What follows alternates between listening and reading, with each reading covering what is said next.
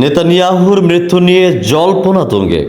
মধ্যপ্রাচ্যে ভয়াবহ উত্তেজনার পারদ এখন তুঙ্গে।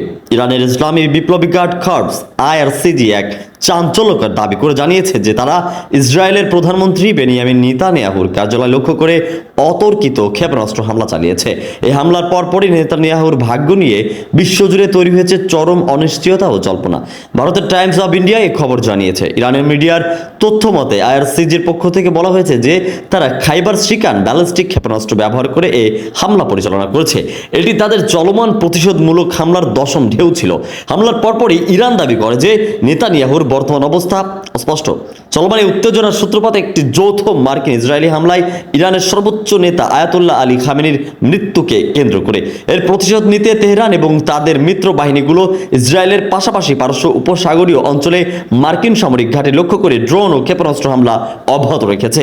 ইরানের পক্ষ থেকে এমন ভয়াবহ দাবি করা হলেও ইসরায়েলি কর্তৃপক্ষের পক্ষ থেকে এখনো পর্যন্ত এই হামলার বিষয়ে কোনো আনুষ্ঠানিক নিশ্চিতকরণ বা নেতানিয়াহুর বর্তমান অবস্থা নিয়ে কোনো তথ্য প্রকাশ করা হয়নি।